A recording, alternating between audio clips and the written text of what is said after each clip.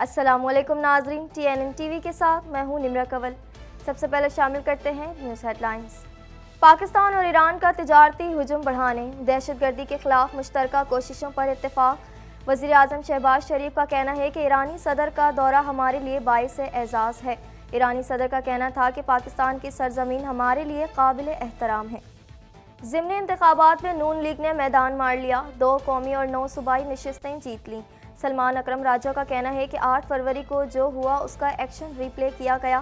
خوف کے ماحول کی وجہ سے ہمارے امیدوار مہم نہیں چلا سکتے۔ بشرا بی بی کو قید تنہائی میں رکھنا ایک طرح کا تشدد ہے۔ اسلام آباد ہائی کورٹ کا کہنا ہے کہ چیف کمشنر خود کو کیسے صوبائی حکومت قرار دے سکتا ہے۔ عدالت نے اسٹیٹ کونسل کی وقت مانگنے کی استدعا منظور کر کے سماعت اگلے ہفتے تک ملتوی کر دی۔ سڑک بلاک کرنے کے الزام میں 23 کارکن گرفتار۔ کراچی میں PTI کی ریلی، شرکا کی پولیس سے آنکھ مچولی۔ شیر افضل مروت نے کہا کہ کراچی میں PTI کا مینڈیٹ چوری کر کے MQM کو دیا گیا۔ شہر قائد میں مطلع جزوی ابر آلود، گرمی کی شدت میں اضافہ، درجہ حرارت 36 ڈگری سینٹی گریڈ تک جانے کا امکان۔ دنیا کے آلودہ ترین شہروں میں کراچی 13ویں نمبر پر آ گیا۔ کینیڈین وزیر خزانہ کرسٹیا فری لینڈ کا بجٹ اقدامات کا دفاع، صوبوں کے وزرائے اعلیٰ کے وفاق کی مخالفت۔ وزرائے اعلیٰ کا ہاؤسنگ جیسے مسائل پر مشاورت کی کمی پر شکوہ۔ کینیڈین امدادی ایجنسی کے پانی ٹرک پر اسرائیلی حملہ۔ کینیڈین حکام کا کہنا ہے کہ ٹرک پر بمباری کے بعد کینیڈا نے اسرائیل سے رابطہ کیا ہے۔ International development and relief foundation کا وفاقی حکومت سے تحقیقات کا مطالبہ۔ کینیڈا میں آرٹیفیشل انٹیلیجنس سے متاثر ملازمین کے لیے حکومت کا بڑا فیصلہ، 4 سالوں میں $50 ملین کی سرمایہ کاری کا وعدہ۔ ملازمین پروگرام کے ذریعے مہارت کی نئی تربیت حاصل کریں گے۔ اسرائیل کی غزہ میں جارحیت نہ رکی، مزید 48 فلسطینی شہید۔ ہزاروں اسرائیلی نیتن یاہو کے خلاف سڑکوں پر نکل آئے۔ قیدیوں کے تبادلے کا معاہدہ اور قبل از وقت انتخابات کرانے کا مطالبہ۔ امریکہ نے اسرائیل اور یوکرین کے لیے ہنگامی مالی امداد کی منظوری دے دی۔ امریکی ایوان نمائندگان نے مجموعی طور پر $95 ارب کی بیرونی امداد کا بل منظور کر لیا۔ امریکی امداد میں اسرائیل کے لیے $14 ارب کی فوجی امداد بھی شامل۔ ہیڈ لائنز آپ نے جانی اور اب خبریں تفصیل کے ساتھ۔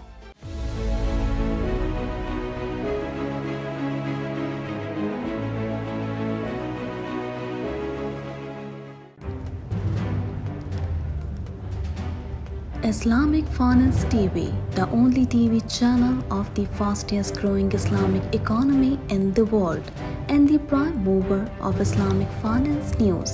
Follow us on our social media handles and watch our reports and educational program at www.islamicfinancetv.com. For advertisement, please contact us at islamicfinancetv@gmail.com.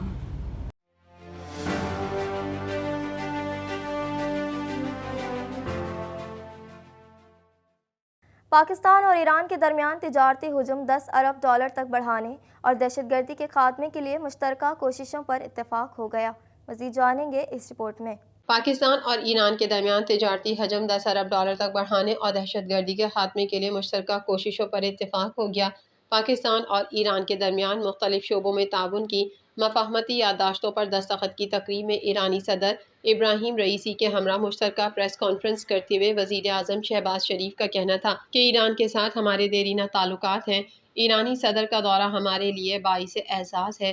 دونوں کے درمیان تعلقات صرف 76 سال سے نہیں، پاکستان کو سب سے پہلے ایران نے تسلیم کیا۔ شہباز شریف کا کہنا تھا کہ محترم صدر ایران فقہ اور قانون پر مہارت رکھتے ہیں۔ غزہ پر سلامتی کونسل کی قرارداد کی دھجیاں اڑائی جا رہی ہیں، اقوام عالم خاموش ہے۔ غزہ میں مسلمانوں پر ظلم کے خلاف ایران نے مضبوط موقف اپنایا ہے۔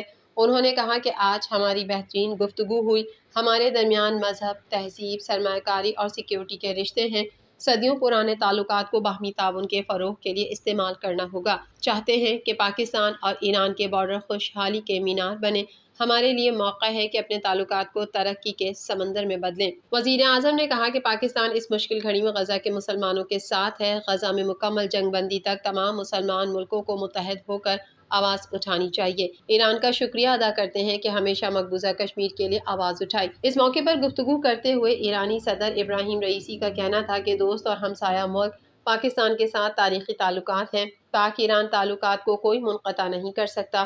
پاکستان کی سرزمین ہمارے لیے قابل احترام ہے۔ امید ہے یہ دورہ پاک ایران باہمی تعلقات کے لیے اہم ثابت ہوگا۔ انہوں نے کہا کہ پاکستان اور ایران کے درمیان مذہبی و ثقافتی تعلقات ہیں۔ دہشت گردی کے خلاف جنگ میں دونوں ممالک کے درمیان تعاون ناگزیر ہے۔ دونوں ممالک دہشت گردی، منظم جرائم اور منشیات کے خاتمے کے لیے مل کر کام کریں گے۔ ایرانی صدر کا کہنا تھا کہ غزہ کے عوام کی حمایت پر پاکستان کے عوام کو سلام۔ غزہ کے عوام کی نسل کشی ہو رہی ہے۔ سلامتی کونسل غزہ کے معاملے پر ذمہ داریاں ادا نہیں کر رہی۔ غزہ کے عوام کو ایک دن ان کا حق اور انصاف مل جائے گا۔ ابراہیم رئیسی کا مزید کہنا تھا کہ پاکستان اور ایران کے درمیان مختلف شعبوں میں تجارت کے بہت مواقع ہیں۔ ہمارا تجارتی حجم بہت کم ہے، اسے بڑھانا ہوگا۔ بارڈر مارکیٹ سے تجارت کو فروغ ہوگا اور نئے مواقع حاصل ہوں گے۔ قبل ازیں ایرانی صدر ڈاکٹر سید ابراہیم رئیسی نے وزیر اعظم شہباز شریف سے ملاقات کی، جس میں دہشت گردی کے خلاف دونوں ممالک کی مشترکہ کوششوں پر اتفاق کیا گیا۔ دونوں ممالک کے درمیان تجارتی حجم بڑھانے کے لیے 8 شعبہ جات میں مفاہمتی یادداشتوں پر دستخط کر دیے گئے۔ اسلام آباد کی ایک شاہراہ کو ایران ایونیو کا نام دے دیا گیا۔ دونوں شخصیات نے ایران ایونیو شاہراہ کا افتتاح بھی کیا۔ ایرانی صدر اور وزیر اعظم شہباز شریف نے ارتھ ڈے کی مناسبت سے پودا بھی لگایا۔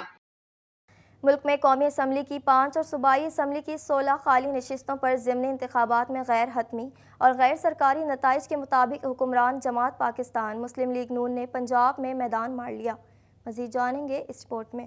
ملک میں قومی اسمبلی کی 5 اور صوبائی اسمبلی کی 16 خالی نشستوں پر ضمنی انتخابات میں غیر حتمی اور غیر سرکاری نتائج کے مطابق حکمران جماعت پاکستان مسلم لیگ نون نے پنجاب میں میدان مار لیا۔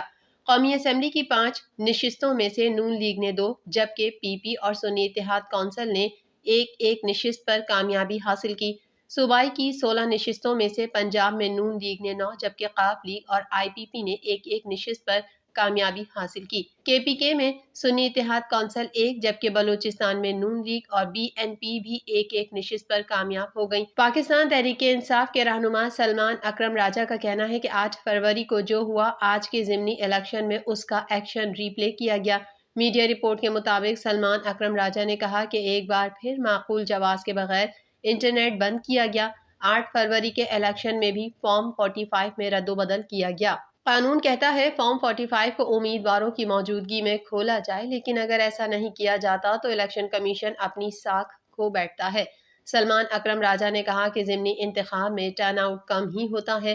8 فروری کو جو ہوا اس کا مقصد یہی ہے کہ ووٹ کی کوئی اہمیت نہیں، لیکن عام انتخابات میں جو کچھ ہوا اس کے باوجود آج لوگ اپنے امیدوار کو ووٹ ڈالنے باہر نکلے۔ انہوں نے کہا کہ فارم 45 امیدواروں کے سامنے نہ دیکھا جانا یہ سوالیہ نشان اٹھاتا ہے۔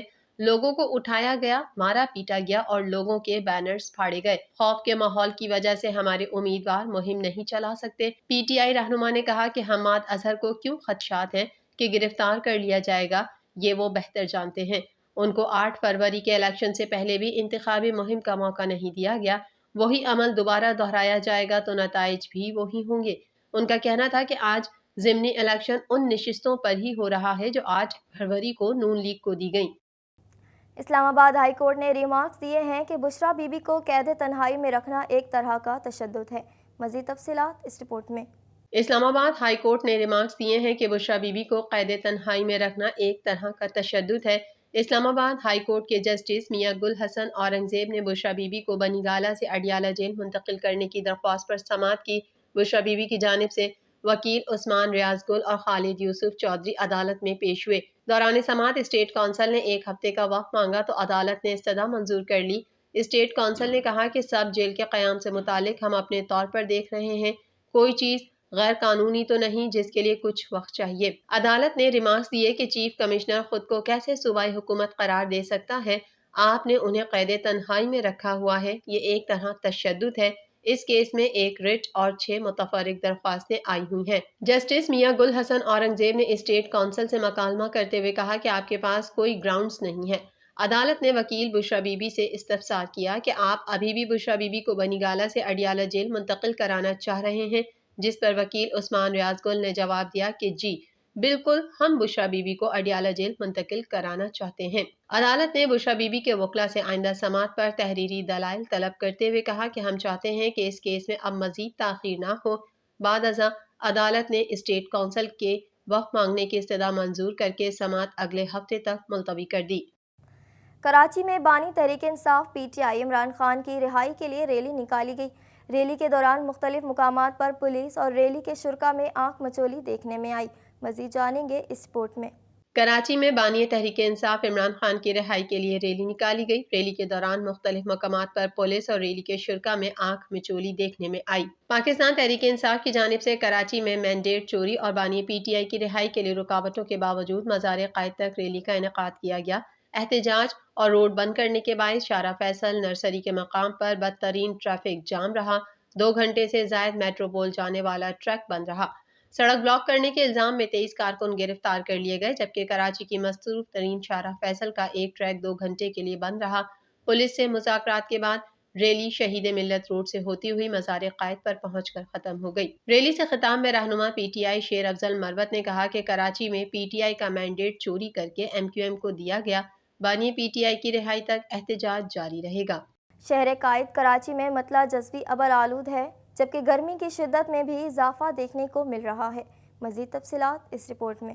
شہر قائد کراچی میں مطلع جزوی ابر آلود ہے، جبکہ گرمی کی شدت میں بھی اضافہ دیکھنے کو مل رہا ہے۔ محکمہ موسمیات کے مطابق کراچی میں گرمی کی شدت 31 ڈگری سینٹی گریڈ تک محسوس کی جا رہی ہے، جبکہ شہر کا کم سے کم درجہ حرارت 25.5 ڈگری سینٹی گریڈ اور زیادہ سے زیادہ درجہ حرارت 36 ڈگری سینٹی گریڈ تک جانے کا امکان ہے۔ موسم کا احوال بتانے والوں کے مطابق دن کے اوقات میں گرمی کی شدت مزید بڑھنے کا امکان ہے، جبکہ شہر میں مغربی سمت سے 19 کلومیٹر فی گھنٹہ کی رفتار سے ہوائیں چل رہی ہیں اور ہوا میں نمی کا تناسب 80% ریکارڈ کیا گیا ہے۔ تاہم آئندہ 24 گھنٹوں کے دوران موسم گرم اور مرطوب رہے گا۔ دوسری جانب ایئر کوالٹی انڈیکس شہر کا فضائی معیار بھی خراب ہے۔ دنیا کے آلودہ ترین شہروں میں کراچی 13ویں نمبر پر آ گیا اور پاکستان کے آلودہ ترین شہروں میں کراچی دوسرے نمبر پر موجود ہے۔ مزید خبریں بھی بلیٹن کا حصہ ہوں گی، مگر اس بریک کے بعد۔